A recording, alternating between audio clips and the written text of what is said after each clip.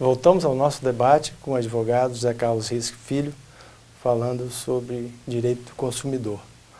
Doutor José Carlos,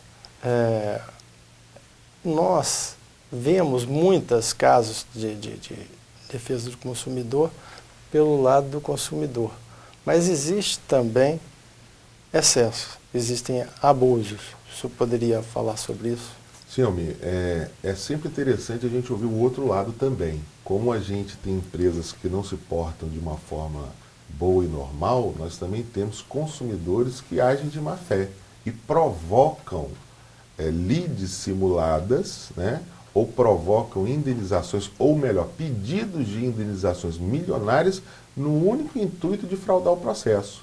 Lembrando que a justiça tem instrumentos eficazes de se verificar se o autor de uma eventual ação ele mente e se ele tenta induzir a justiça a erro. Né? E a quem cabe o ônus da prova aí nesse caso? A empresa terá que provar que efetivamente não praticou um ato que o consumidor diz que ela fez. Nós tivemos um caso agora há pouco tempo atrás, salvo equívoco, em São Paulo, no qual o consumidor disse que havia uma cabeça de rato numa garrafa de um refrigerante. Isso ficou famoso. Ficou muito famoso e, em razão desse problema, ele teve um problema de saúde seríssimo. Durante o processo foram feitas duas provas muito importantes, que foi se verificar que houve violação da garrafa para a inserção desse rato e, segundo, a doença de saúde dele não poderia ter sido provocada pelo refrigerante inserido no vasilhame. Então foi provado que o consumidor tentou enganar as pessoas.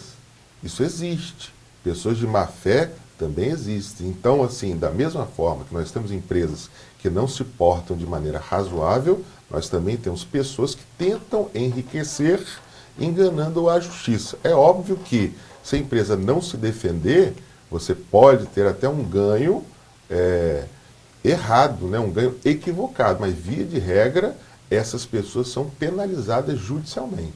Certo, aí o feitiço volta contra Vira o contra feiticeiro. o feiticeiro, porque a gente tem instrumentos como a litigância de má-fé, que é quando o autor sabe que ele está enganando alguém. Né? Vamos dizer que você deu um cheque sem fundo e você assinou aquele cheque e vai ao banco e diz que não foi você. Né? Ou então você faz um gasto no cartão e simula o fato de que não tenha sido você. Né? Então, assim, infelizmente nós temos também consumidores de má fé.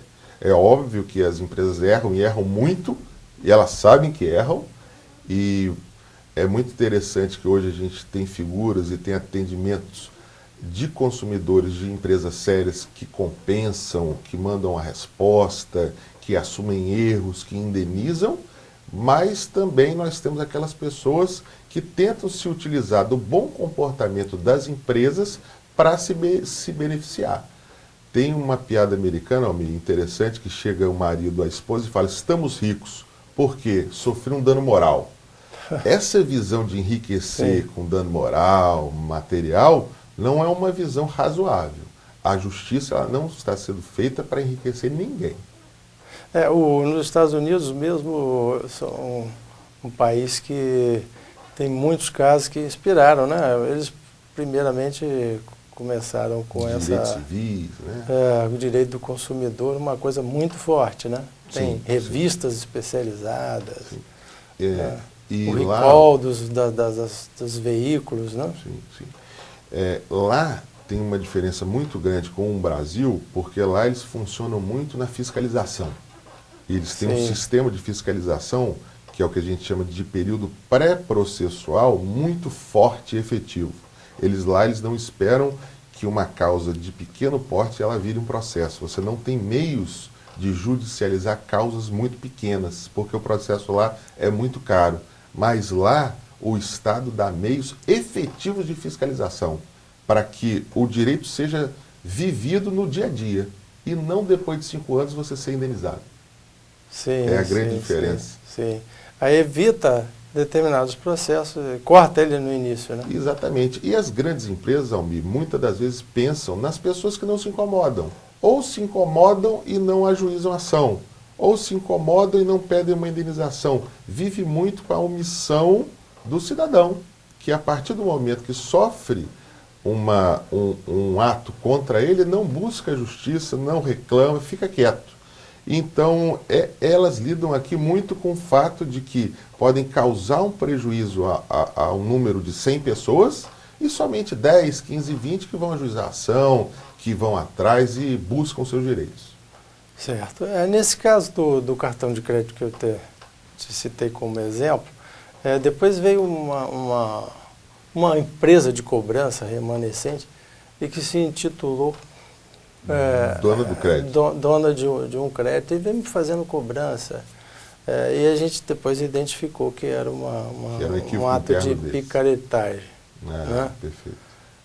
Só que essas empresas mandam correspondência para casa da gente, mesmo não inserindo o nome da gente no SPC, e a gente não consegue que haja uma fiscalização para inibir esse tipo de exploração que o mercado faz sobre os consumidores? Exatamente, Almir. O que a gente pode ter são órgãos de fiscalização, que aí a gente tem a delegacia, que é importante que se diga isso, tem uma delegacia especializada do consumidor, tem os PROCONs, os juizados especiais, o Ministério Público, que são órgãos que tentam fazer a fiscalização.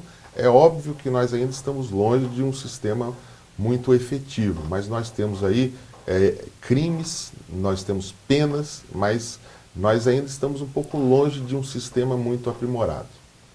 Certo. Doutor Zé Carlos, as perspectivas que nós temos nessa evolução do direito do consumidor, né? Se a gente for olhar para trás, a gente percebe que houve uma evolução muito grande, né?